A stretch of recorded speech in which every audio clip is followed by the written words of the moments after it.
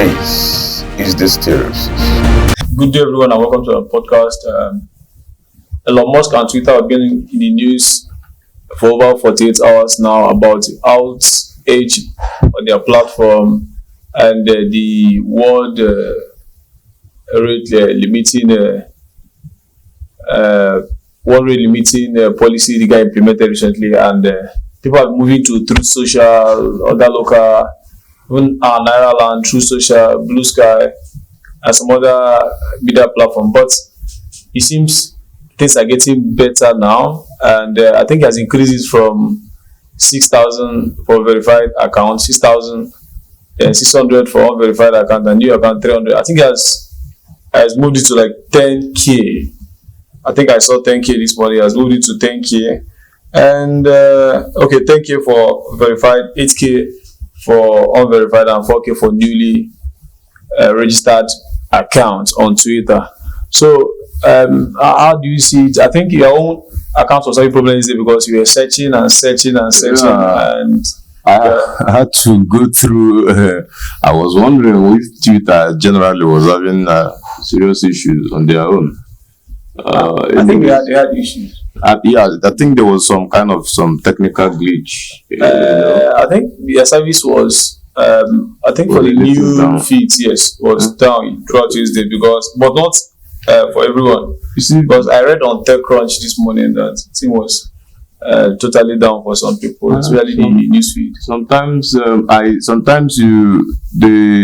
policy of Elon Musk just make someone start to wonder if he wants to run Twitter like some of those dating apps where you have to pay to view some nude.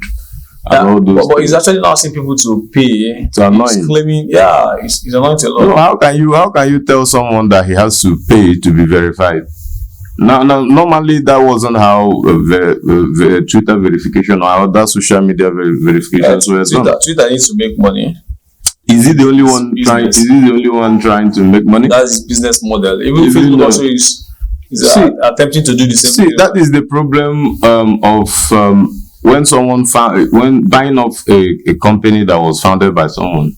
Sometimes it's bound to derail from its goal. Yeah, but this is social media is not now they have other means of making money. Twitter wasn't making the money they are making now, and even Facebook and other social media platforms are attempting to do what he's doing with the paid verification. So it's just a way of losing more money. The paid verification, it makes it somehow surreal for users who are acquainted to the way Twitter used to work. Well, yeah, but this is Elon Musk era, and things have to work differently.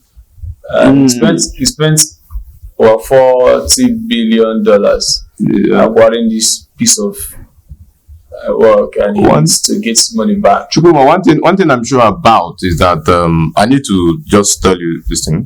Well, one thing we're sure about is that through or whatsoever, the one founded by Donald Trump is bound to have a lot of influx of people because he paraded himself as a platform. You know, if you remember, he founded this organization, Truth Social, in 2001, and then it started operation in 2002. 2002, yes. 2000 it started in 2021, and then it started being operational 2022. Yeah, where it was banned from Twitter, Facebook. Now a lot of people had actually rushed into the Truth Social, but it wasn't ready.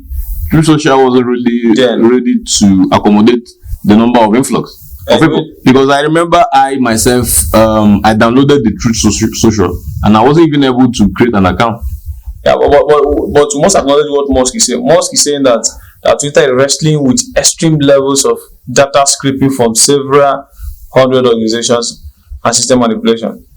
These new constraints, he says, are essential measures to curb this pressing issue. So the data scraping issue is a pressing issue for Elon Musk. And you can remember earlier on when he took over this platform, that is Twitter, he has really severally expressed concern about how some other organizations are illegally using their data.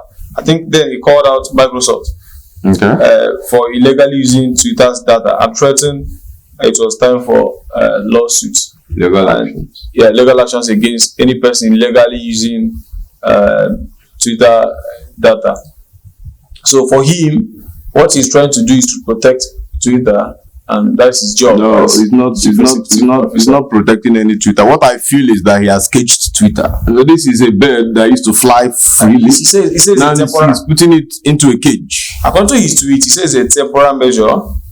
But I don't know whether it was what caused the glitch you talked about for people having outages on this thing. He says it's a temporary measure.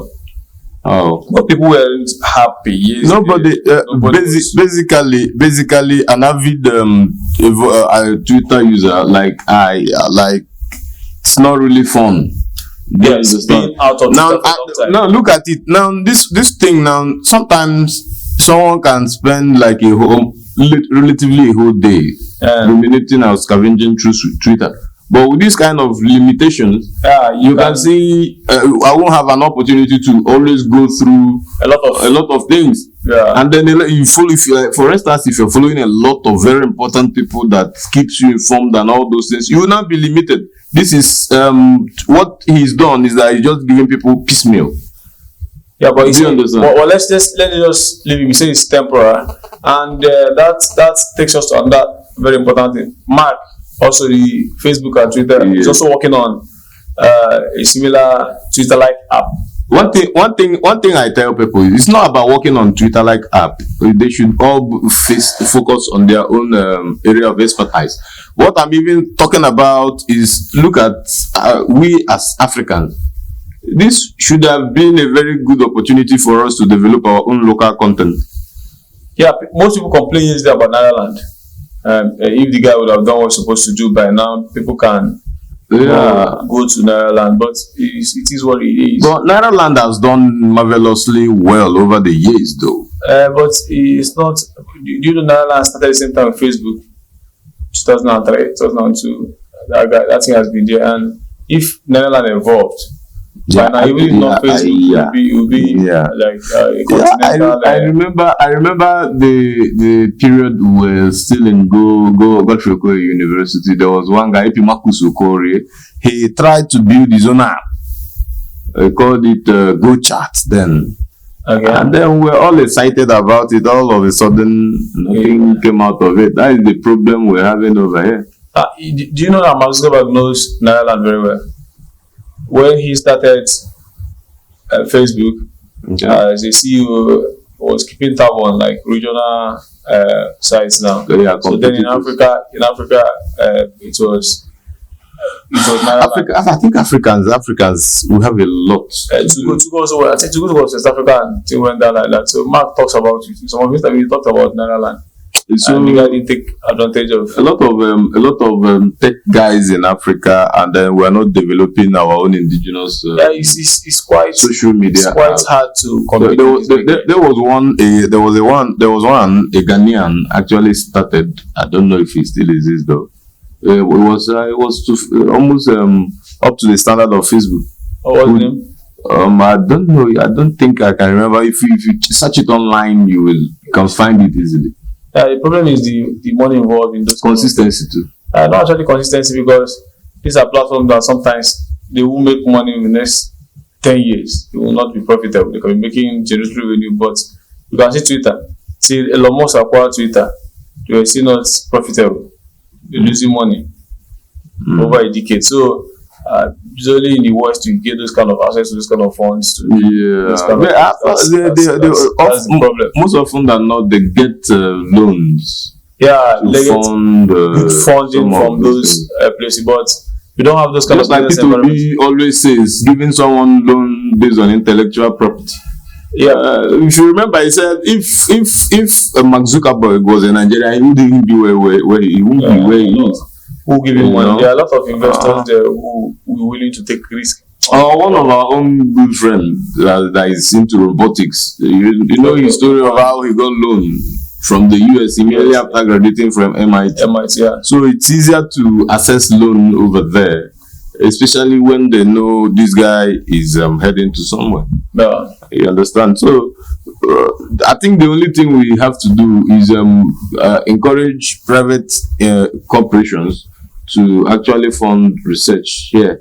If they're able to fund a lot of research here, and then IT guys are able to have access to those funds, there are a lot of stuff we can do. You know, the other guy in Nigeria, the floater wave guy, that have done marvelously well for themselves. You see the other guy, there's one D Lord who has also done well with himself. I was telling you about him the other day. These people are really, they've really made a whole lot of difference in the world of tech. We just look forward to seeing something from Africa that can change the narrative. Not really Africa, because Africa is not from Nigerians. From Nigeria. Because Nigerians are very innovative people. So I think Elon Musk should survive this turbulent time in Twitter. People are saying rest in peace Twitter. It will be hard. It will be very hard for any of these platforms to take that away from Elon Musk. Competing with Elon Musk will not be easy. Okay. Even if Mark comes on board and Blue Sky comes, Elon has something. Elon is very erratic and he has something that works for him. Elon can take a decision in the morning and reverse it in the evening. Most CEOs will not be in that mode, and I think he's the biggest guy that uses Twitter, so he understands all the problem.